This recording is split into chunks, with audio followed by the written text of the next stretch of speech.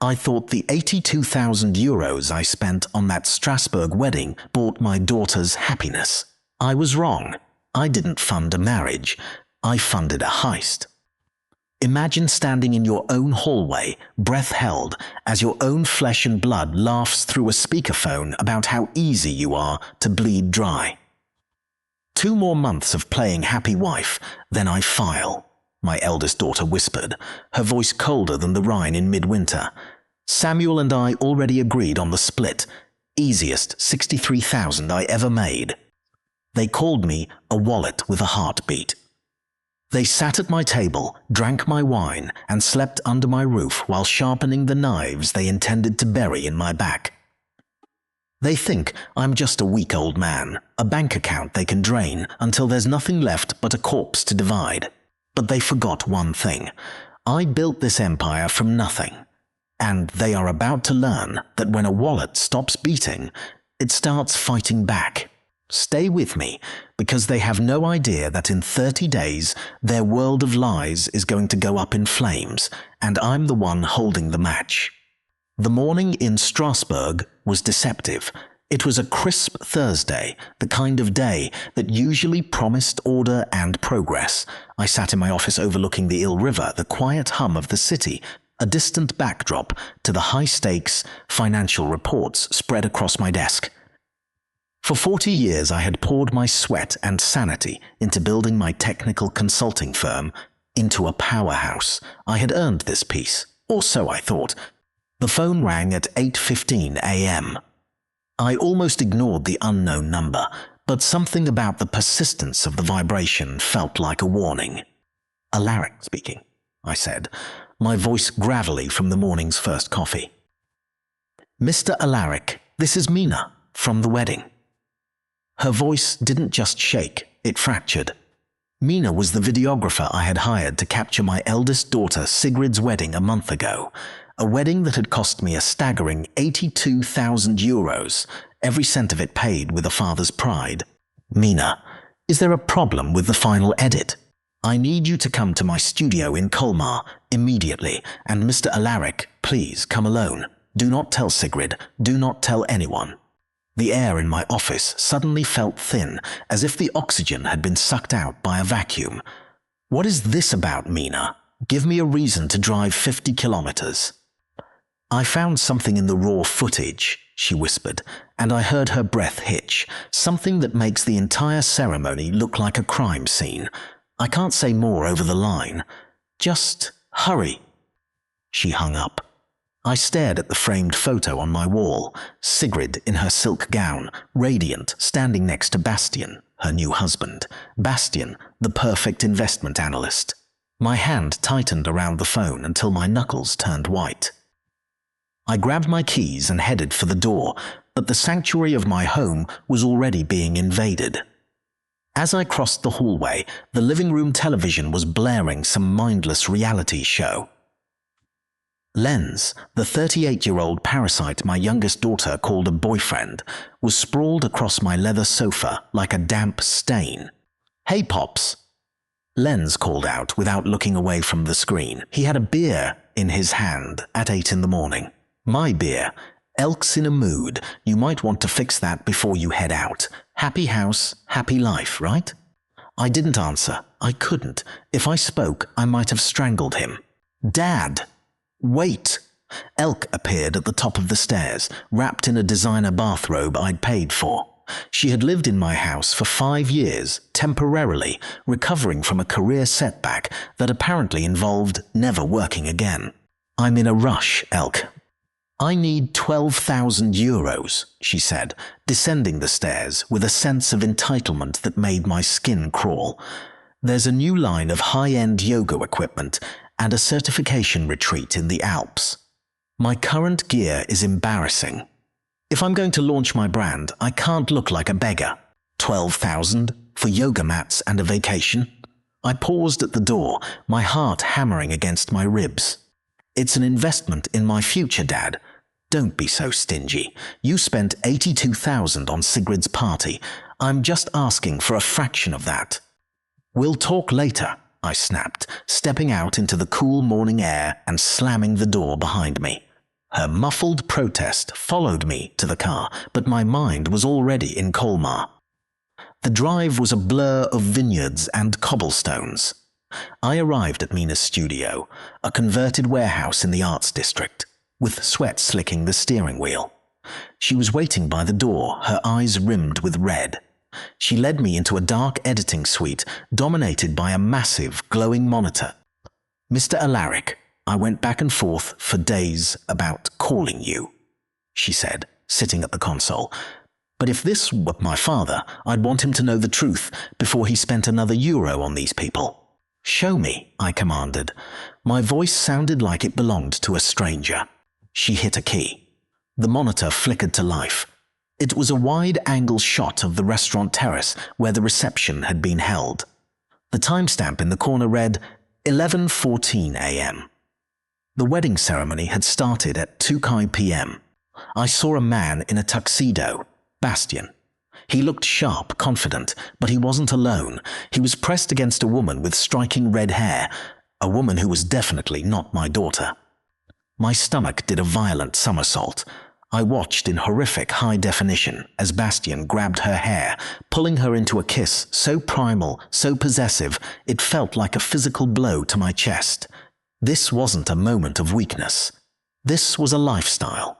3 hours, I whispered, 3 hours before he swore to love my daughter until death. "Look at her hand, Mr. Alaric," Mina said softly. I leaned in. The woman's hand was splayed across Bastian's chest. On her ring finger was a heavy gold band and a diamond the size of a knuckle. She was married. They were both playing a game, and I was the one funding the arena. "Is this real? Can you prove the time?" I asked, my voice trembling with a rage I had never felt before. "The metadata is forensic grade," Mina said, pulling up a side panel of code. "GPS coordinates. The restaurant terrace. Time, 11:14 a.m. I was testing the light through a window. I caught this by accident. There are 15 more shots from different angles. He wasn't even trying to hide." She handed me a small black flash drive. "Everything is on here. The photos, the video clips, the technical logs. It's undeniable." I took the drive, my fingers closing over it like a weapon. "You did the right thing, Mina. Thank you." The drive back to Strasbourg was different. The rage had cooled into something far more dangerous, a frozen, crystalline clarity. I thought about the 82,000 euros. I thought about the cash-only gift table Sigrid had insisted on, which had raked in another 63,000 euros from my friends and business associates. Why marry her? If he had a mistress, why go through with the charade? The answer was screaming at me from the silence of my luxury sedan. It wasn't about love, it was a heist. When I walked back into my house, the atmosphere had shifted. I no longer saw a home, I saw a crime scene. Lenz was still on the couch, now eating expensive cheese straight from the block. "Back so soon, Pops? Did you get that check for Elk? She's upstairs crying about how you don't support her dreams." I walked right up to him. I was a head shorter than him, but in that moment, I felt like a giant. "Get your feet off my table, Lenz." He blinked, surprised by the venom in my voice. "Whoa, take it easy." I said, "Get your filthy feet off my furniture and get out of my sight before I decide that 30 days of notice is a luxury you don't deserve." "Dad?" Elk was standing in the kitchen doorway, her eyes wide. "What is wrong with you? You're acting like a psychopath." "What's wrong?" I laughed, a harsh, jagged sound that startled even me. I reached into my pocket and felt the hard plastic of the flash drive. "What's wrong is that the bank is closed, Elk. The wallet with a heartbeat just stopped beating." "You're being weird," she huffed, crossing her arms. "I already told the retreat organizers I'd have the 12,000 by tomorrow. You're going to make me look like a fool." I looked at her. Really looked at her, and saw the same calculation I'd seen in Bastian's eyes on that monitor. They didn't love me. They were just waiting for me to provide the next payout. "You want to talk about fools, Elk?" I stepped toward her, my voice low and dangerous. Tomorrow your sister and Bastian are coming over for dinner. All of you will be here, and we are going to have a very expensive conversation." I walked into my office and locked the door with an audible click. I sat at my desk in the dark, the flash drive sitting in the center of the blotter like a live grenade. They thought I was a resource to be mined. They thought my hard work was their inheritance to be squandered before I was even in the ground. They were wrong. I picked up the phone and dialed a number I hadn't called in years. Clemens, the most ruthless litigation lawyer in the region. "Clemens," I said when he answered, "I need to build a fortress, and I need to start an eviction." Outside my door, I heard Elke and Lenz whispering, their voices filled with the arrogance of the comfortably entitled. They had no idea that the man they knew, the man who always came around, had died in a dark room in Colmar 3 hours ago. The war had begun, and I was going to make sure that by the time I was finished, they wouldn't have a single euro left to their names. The flash drive from the videographer sat on my desk like a jagged piece of shrapnel. I hadn't slept. Every time I closed my eyes, I saw Bastian's hands on that woman, a grotesque preview of the I-do's I had paid 82,000 euros to hear. My house in Strasbourg, once a sanctuary of the success I had carved out over 40 years, now felt like a cage filled with predators. At 7:30 p.m. the doorbell rang. It wasn't a guest, it was a reckoning. Sigrid stood on the doorstep, draped in a tailored wool coat that cost more than most people's monthly mortgage. She had that practiced smile, the one she'd inherited from her mother, which looked warm but never quite reached her eyes. My eldest, my successful, curating star stepped past me into the foyer without waiting for an invitation. "Hi, Daddy," she said, kissing my cheek. Her perfume was cloying, the scent of expensive silk and arrogance. She began wandering through my living room, her eyes darting around as if she were appraising the furniture for an auction. "You look exhausted," she remarked, settling onto my leather sofa and crossing her legs with feline grace. "Long day at the firm?" "Business things," I replied curtly, sitting in the armchair opposite her. I felt a hollow sensation expanding in my chest, a void where my pride used to be. Sigrid picked up a framed photograph of her and Elke as children from the side table. She studied it for a second before setting it back down, intentionally off-center. "Bastian and I have been house hunting. We found the most incredible penthouse in Bern. 4 bedrooms, views of the Erie River, a private lift. It's sublime." I waited. I knew the rhythm of this dance. "The market in Switzerland is cutthroat, Dad," she continued, her voice dropping into that soft, manipulative register. "We need to move fast. We need help with the down payment. 55,000 euros. You understand, right? After the wedding, this is just completing the picture, helping us start our life together properly. 55,000. She said it as if she were asking to borrow my car keys. "That's a significant amount of liquidity, Sigrid," I said, my voice steady despite the roar in my ears. Her smile faltered for a fraction of a second, an edge of steel entering her tone. "Dad, don't be difficult. We can't lose this place. I thought you'd want your daughter to be secure." "I'll need to review some things first," I told her. She stood abruptly, her purse clutched like a shield. "Fine, but don't take too long. Call me soon." She kissed my cheek again, colder this time, and vanished into the night in her silver Mercedes. I watched her taillights fade, realizing my money wasn't a gift to her, it was an entitlement. The next morning, I didn't go to my office. I went to the bank. Patricia, the branch manager who had handled my accounts for 15 years, greeted me with a professional smile. "I want to verify a transfer I made for the wedding," I said, keeping my voice light. "A gift for Sigrid and Bastian.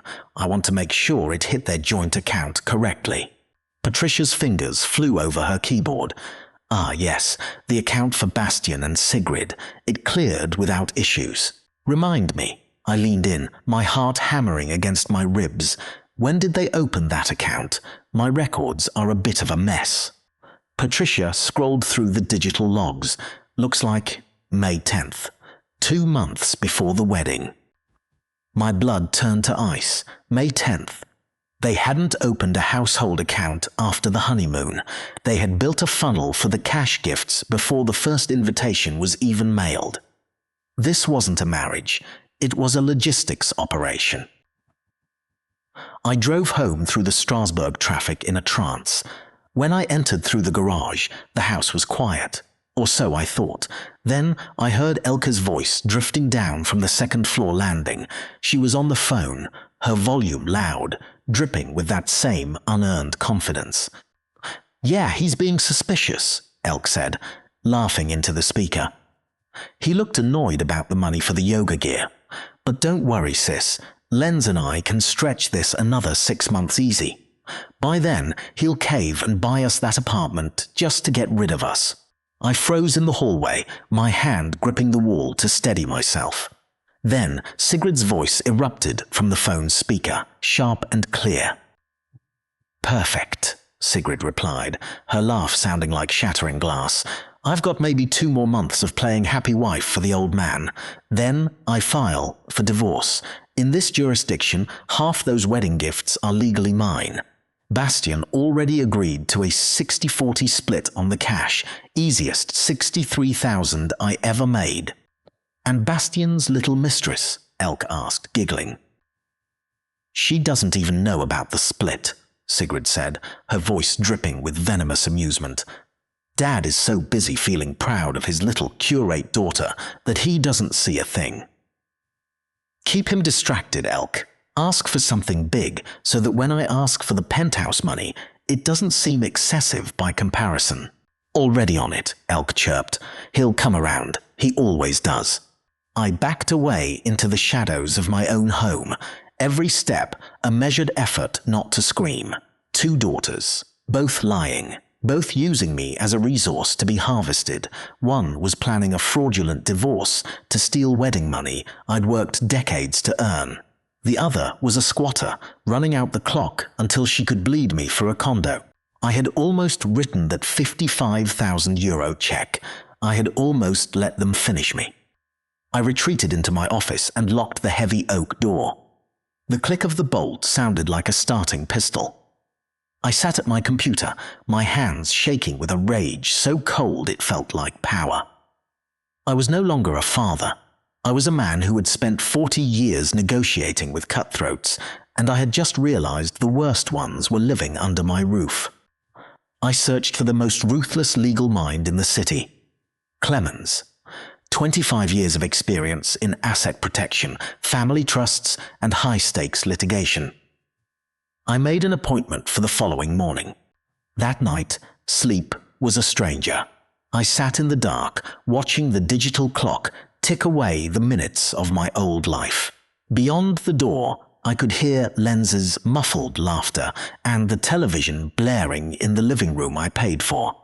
They were comfortable. They were confident. They thought the wallet with a heartbeat would keep beating for their convenience. They had no idea the heart had just stopped. The next morning, I walked into Clemens' office on the top floor of a glass monolith overlooking the city. The reception area was all polished stone and silence. Clemens himself was a man of sharp angles and grey temples, a man who dealt in the hard currency of reality. "Mr. Alaric," he said, shaking my hand with a grip like a vice, "your intake form mentioned property issues and family matters. Where do we start?" I placed a manila folder on his mahogany desk and opened it with surgical precision. "A month ago, I paid €82,000 for a wedding," I began, my voice a low, dangerous rumble. 3 days ago, I saw proof that my son-in-law was cheating 3 hours before the ceremony.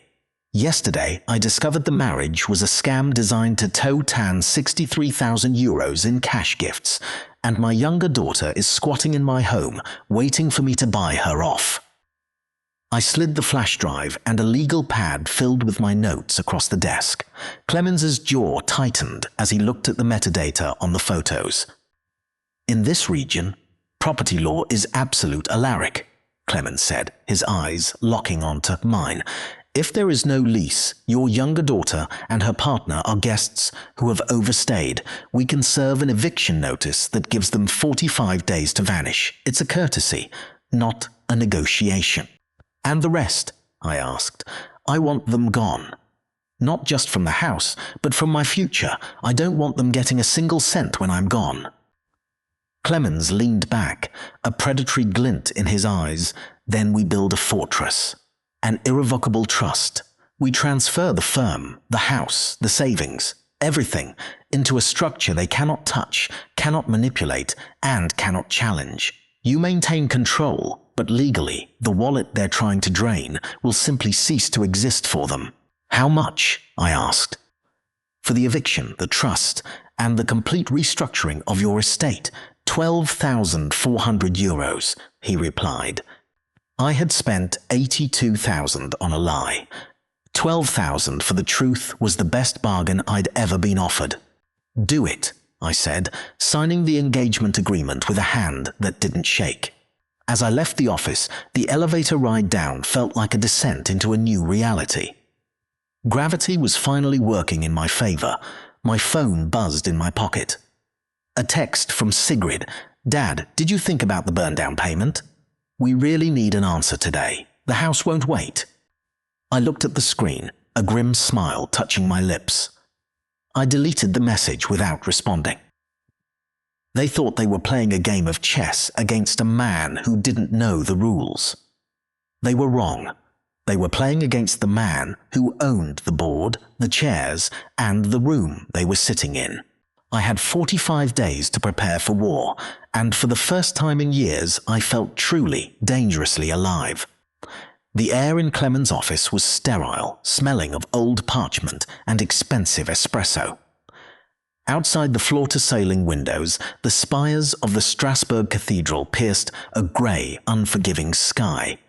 I sat across from the man I was paying 12,400 euros to dismantle my family's illusions. On the mahogany desk between us lay a stack of documents thick enough to serve as a tombstone for my daughter's expectations. Sign here, Alaric, Clemens said, his voice as sharp as a scalpel. Once the ink dries on this irrevocable trust, you are no longer just a father, you are a fortress.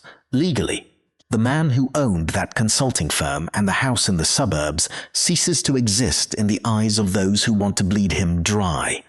The trust owns everything. You are the master of the trust. And your daughters, they are officially outsiders looking through a locked gate. I picked up the pen. It felt heavy, like a weapon I wasn't sure I was ready to fire. I thought about the 82,000 euros I'd spent on Sigrid's wedding, a wedding that was nothing more than a coordinated heist. I thought about the wallet with a heartbeat comment. The hesitation vanished. I signed my name with a jagged, decisive stroke. Page after page, full signatures.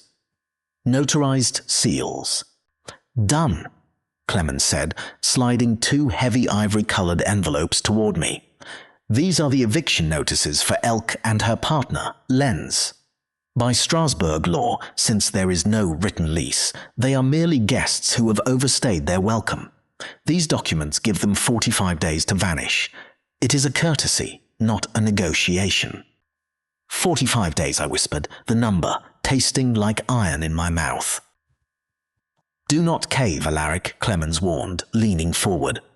They will scream, they will cry, they will try to tear your soul out to get to your bank account, but remember, a fortress only works if you keep the drawbridge up. I drove home through the winding streets of the city, the envelopes sitting on the passenger seat like live grenades. When I entered the house, the stench of Lenz's cheap cigars and the sound of Elke's mindless chatter on the phone hit me like a physical blow. They were in the living room. The room I had paid for, in the house they treated like a free hotel. Lenz was sprawled on my velvet sofa, his boots resting on the handcrafted oak coffee table. Hey, Alaric, Lenz said, not bothering to look up from his phone. We're out of that vintage Riesling you keep in the cellar. Grab a case on your way out tomorrow, will you? And Elk needs to talk to you about that 12,000 for her yoga retreat. She's already started booking the flights." I didn't say a word. I walked to the coffee table and dropped the 2 envelopes directly onto his chest. The slap of paper against his shirt was the loudest sound in the room. "What's this? More travel brochures?" Lenz chuckled, tearing the envelope open. Elk wandered in from the kitchen, a green smoothie in one hand and her phone in the other. "Dad, seriously, I need that bank transfer by noon tomorrow or I lose the early bird discount." She stopped. The color drained from Lenz's face as he read the bold black heading, "Official Notice of Eviction." "What the hell is this?" Lenz roared, leaping to his feet. He shoved the paper under Elke's nose. "Your old man has lost his mind. He's throwing us out." Elk grabbed the paper, her hands shaking so violently she nearly dropped her glass. 45 days? Dad, this is our home. You can't do this. I'm your daughter." "You haven't paid a single euro in rent in 5 years, Elk," I said, my voice a low, terrifying rumble. "You've treated my hard work like an all-you-can-eat buffet. The buffet is closed. You have 45 days to find a life that you actually pay for." "You're a monster," Elk shrieked. Suddenly, her eyes rolled back in her head. She let out a strangled gasp and collapsed onto the rug in a heap of silk and fake drama. I can't breathe. My heart. Lenz, call an ambulance. He's killing me." Lenz rushed to her side, hovering over her with a calculated look of panic. "Look what you've done. She's having a breakdown. You're going to be responsible for her death. Is this what you want?" To be the man who murdered his own child over a few square meters of floor space. I stood there, cold and unmoving. I had seen this performance before. It was the same one she used whenever she wanted a new car or a designer handbag. "The medicine cabinet is in the hallway, Lenz," I said, looking down at her unconscious form. "If she's still dying in 10 minutes, feel free to call the gendarmerie. They'll be here anyway in 45 days to remove your luggage from the sidewalk." Elke's eyes snapped open, blazing with a fury that had nothing to do with illness. She sat up, her face twisted in a mask of pure venom. "You think you're so smart? You think you can just erase us? Sigrid and I will have you committed. We'll tell the courts you've lost your mental faculties. We'll take the firm, the house, and every cent you've ever hoarded." Lenz stepped toward me then, invading my personal space. He was younger, stronger, and he smelled of unearned confidence. He jabbed a finger at my chest. "Listen to me, old man," Lenz hissed, his voice dripping with malice. "I know people in the Strasbourg business circles. I know the journalists who cover the technical consulting industry. By the time I'm done, your reputation will be radioactive. Everyone will know Alaric is a cold-blooded sociopath who throws his pregnant daughter onto the streets in the middle of a health crisis. I will bury your name so deep you'll never get another contract in this city." I didn't flinch. I leaned in until our foreheads were almost touching. "My name is on the deed of this house and the registration of that firm, Lenz. Your name is on a pile of empty beer cans in my trash," I whispered. "Threaten my reputation again, and I'll have Clemens file a defamation suit that will keep you in debt until you're 80. You have 44 days, 23 hours, and 50 minutes left. I suggest you start packing the things I paid for." I turned my back on them and walked toward my office. Behind me, the room exploded into a symphony of rage. I heard the sound of my favorite crystal decanter shattering against the wall. I heard Elke's hysterical wailing, real tears of greed this time, not the fake ones of her seizure. I walked into my office and locked the heavy oak door with a click that echoed like a gunshot through the house. I sat at my desk and pulled up the security feed on my monitor. I watched them in the living room, Lenz pacing like a caged predator, Elk huddled on the floor, already on the phone, likely calling Sigrid to coordinate their counterstrike. My phone buzzed on the desk. A text from Sigrid. "Dad," Elk just called me. "She's hysterical. What is this madness about an eviction? We are coming over tomorrow with Bastian. We are going to settle this like a family before you do something you'll regret for the rest of your life." I didn't reply. Instead, I pulled out a fresh legal pad and a stopwatch. I wrote the date and the time. The wallet, with a heartbeat, was gone. In its place was a man who had finally realized that the only way to save a family that had turned into a pack of wolves was to stop offering them his throat. I stared at the door, listening to them plot my downfall in the next room. They thought they were the hunters. They had no idea that I had already built the cage. The scent of roasting chicken and rosemary drifted through the hallway of my Strasbourg home. But it didn't smell like a meal. It smelled like a trap. It was Wednesday 6 p.m. Sigrid and Bastian had arrived an hour early, uninvited but armed with grocery bags and a family-first attitude that was as thin as cheap veneer. They had taken over my kitchen with a terrifying efficiency, moving with the practiced grace of people who believed they already owned the floorboards beneath their feet. Elk and Lenz had descended from upstairs, suddenly cured of their various seizures and depressions, wearing faces of somber, rehearsed concern. I sat at the head of the dining table, the same table where I had once celebrated birthdays and shared quiet Sunday mornings. Tonight, I had set it with my finest china, the gold-rimmed plates I hadn't used since my wife passed. At my right hand sat a plain manila folder, face down. It was the only thing on the table that wasn't a lie. "Dad, you're barely touching your wine," Sigrid said, her voice dripping with a sweetness that made my teeth ache. She reached across the table and touched the back of my hand. Her manicured nails looked like talons. "We're just so worried about you. This house, it's massive. All these rooms, the maintenance, the yard. It's a burden you shouldn't have to carry alone at your age." "A burden," I repeated, my voice a dry rattle. "I've carried this house for 30 years, Sigrid. I don't recall complaining." "But things have changed, Alaric," Bastian chimed in. He sat opposite me, looking every bit the successful investment analyst in his crisp white shirt. He leaned forward. His eyes locked onto mine with a gaze he probably used to close fraudulent deals. "The market in this part of Strasbourg is peaking. If you sell now, you'd get top dollar. You could move into a luxury condo. Something manageable, something with a concierge. We could help you organize everything." "And the proceeds?" I asked, tilting my head. Sigrid exchanged a quick, hungry glance with Elk.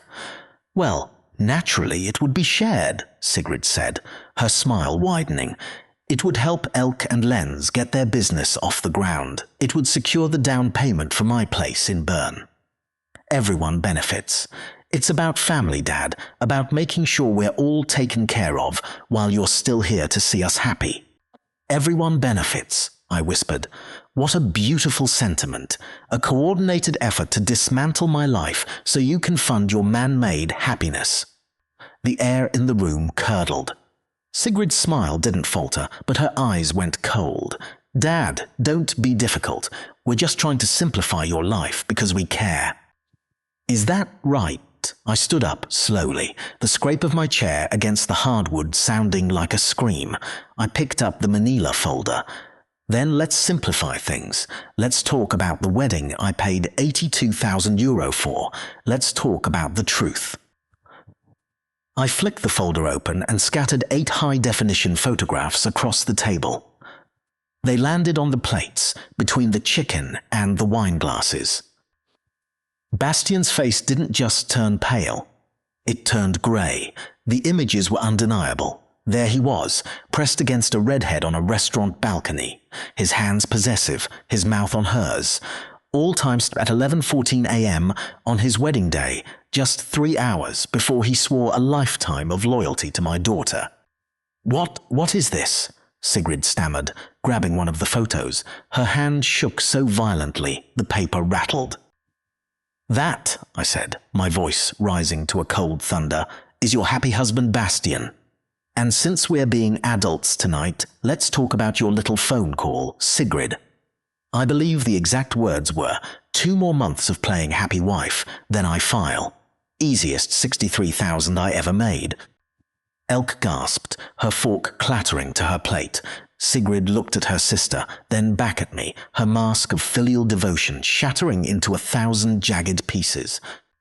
"You spied on us?" Sigrid shrieked, standing up. "You had no right. That was a private conversation.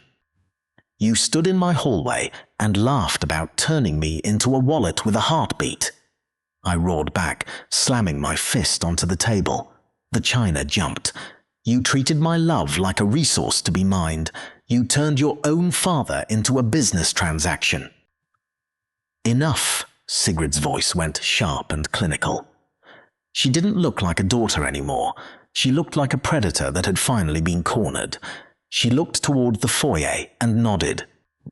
A woman I hadn't noticed before stepped into the dining room. She was dressed in a charcoal suit, carrying a tablet and a digital stylus. She had the eyes of someone who spent her life looking for cracks in other people's minds. "Dad, this is Dr. Helga," Sigrid said, her voice now dangerously calm. "She's a specialist in geriatric behavioral shifts. We've been documenting your outbursts. The sudden eviction of your youngest daughter, the paranoid accusations, the obsession with spying. It's clear you're suffering from a significant cognitive decline. You aren't fit to manage your own affairs anymore." My heart hammered against my ribs, but not with fear. With a cold, calculated fury. "A specialist? You brought a doctor to my dinner table to try and have me committed?" "Mr. Alaric," Dr. Helga said, her voice monotone. "Your daughters are very concerned. Sudden, aggressive changes in personality and the cutting off of family members are classic indicators of neurodegenerative issues. If you'll just sit down and answer a few questions—" "I have a question for you, Doctor," I interrupted, reaching into my jacket pocket and pulling out a notarized document from Clemens.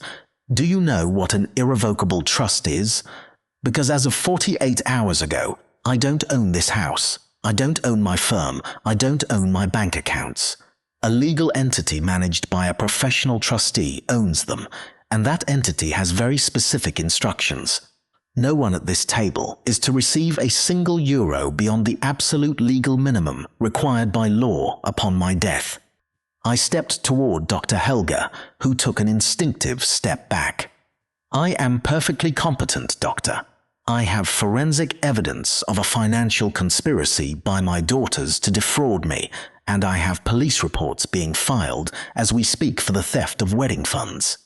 If you want to put your medical license on the line to help them steal from me, I suggest you call your own lawyer first."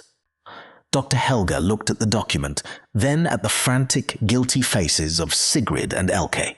She didn't say another word. She turned on her heel and walked out the front door, leaving the family dinner in ruins. You monster," Elke wailed, finally finding her voice. "You've ruined everything. We have nowhere to go." "You have 43 days, Elke," I said, pointing toward the door. "And as for you, Bastian, if you ever set foot on my property again, I'll release the full video of your balcony session to your firm's HR department and every one of your clients. Get out, all of you."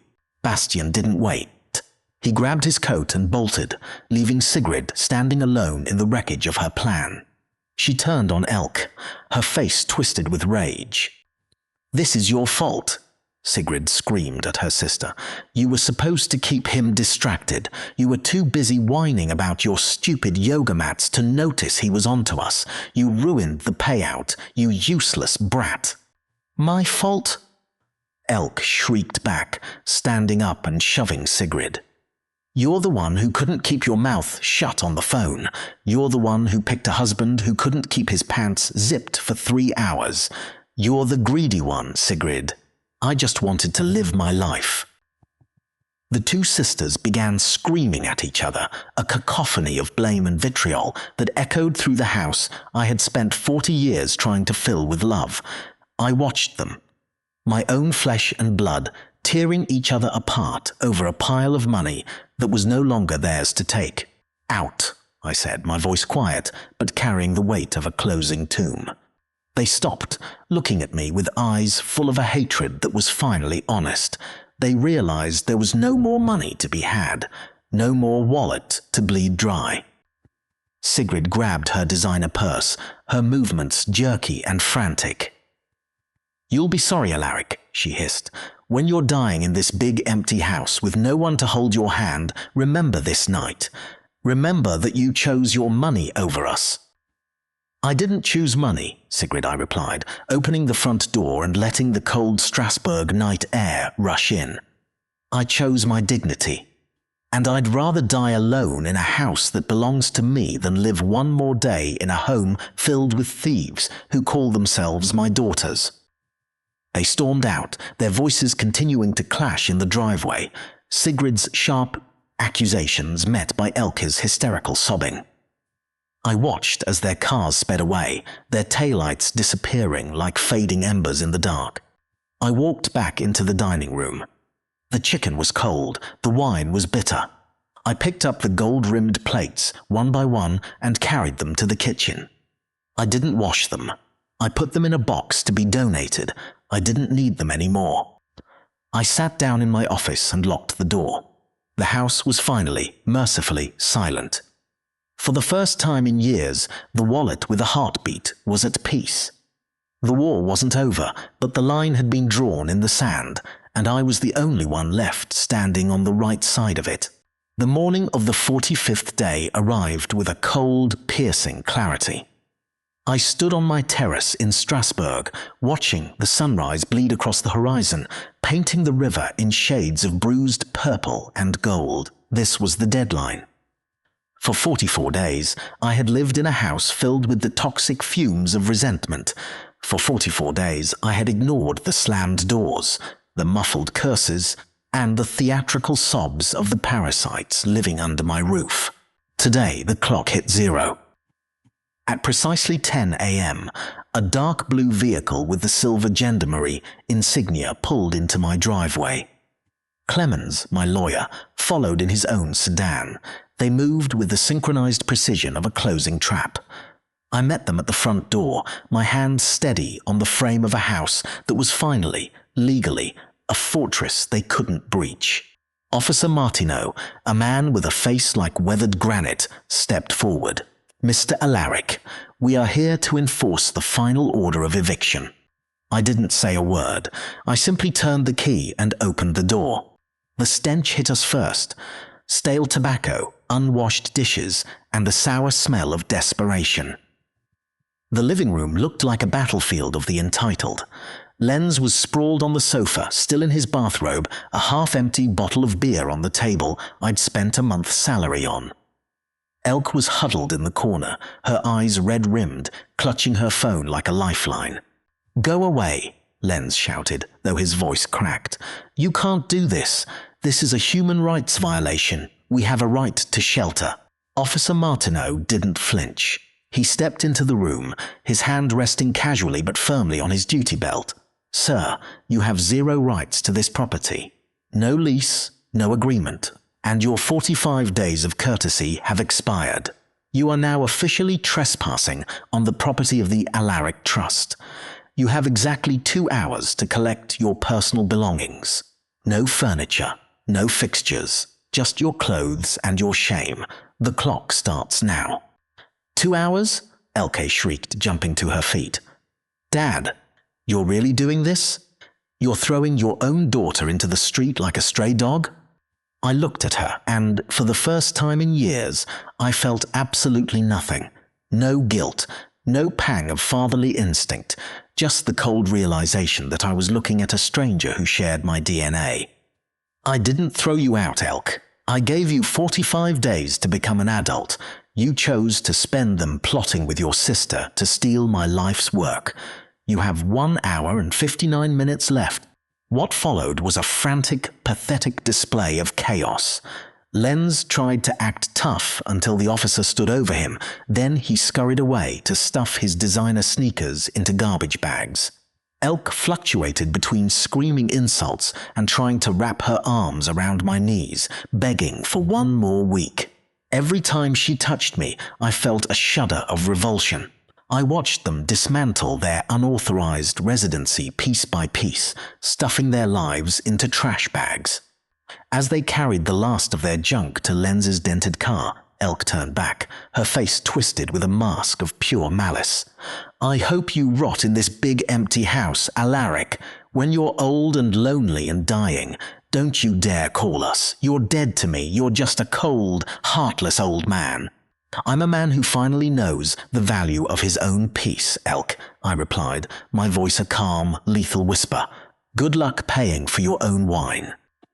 I watched their taillights vanish down the street. The silence that followed wasn't empty, it was a sanctuary. Clemens shook my hand, his expression one of professional respect. "Most people cave, Alaric. You held the line. The house is yours again." 3 days later, my phone buzzed with a message from an unknown number. It was Bastian. "Alaric, I know you have the footage from the wedding terrace. Sigrid knows too.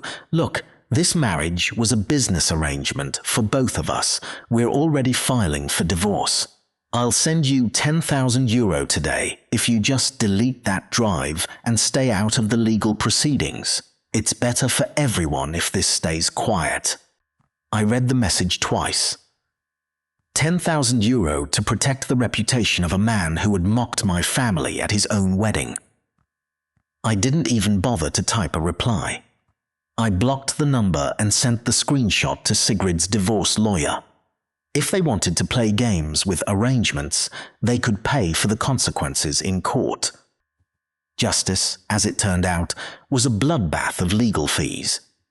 Sigrid and Bastian's easiest 63,000 vanished as they tore each other apart in the divorce. They both lost a fortune to lawyers, ending up with nothing but the bitter taste of their own greed. The money they had schemed to steal was swallowed by the very system they tried to manipulate. By late August, the house in Strasbourg finally felt like mine again. The wallet with a heartbeat was gone, and in his place was a man who woke up to the sound of birds instead of demands. I replaced the coffee maker Lenz had broken in his final tantrum. I reclaimed my office. Every television remote was exactly where I left it. I found a new rhythm. 3 days a week, I attended a woodworking class in the old quarter. There was something profoundly healing about taking a rough, scarred piece of timber and shaping it into something strong and beautiful with my own hands. I started volunteering at a local center, using my technical expertise to repair equipment for people who actually appreciated the help, people who didn't view my kindness as a weakness to be exploited. One Wednesday afternoon, as I was brushing sawdust off my apron, my phone rang. It was Mina, the videographer. "Mr. Alaric," she said, her voice warm and genuinely curious, "I've been thinking about you. I wondered if the dust had finally settled." "The dust is gone, Mina," I said, looking out at the city I had helped build. "The house is clean. For the first time in years, I can actually breathe. I'm so glad to hear that. You deserve the peace you fought for. Mina, would you like to get a coffee sometime? Not to talk about weddings or footage, just to talk." I could hear the smile in her voice. "I'd like that very much, Alaric. Next week?" As I hung up, I stayed on my terrace, watching the sun climb higher. I thought about the journey, the shocking phone call that shattered my illusions, the evidence of betrayal, the legal battles, and the final, necessary act of closing the door on my own children. My daughters believed I had destroyed the family. They were wrong. I had saved myself. I realized then that setting a boundary isn't an act of war, it's the ultimate act of self-love. I had chosen truth over comfortable lies, and dignity over toxic obligation.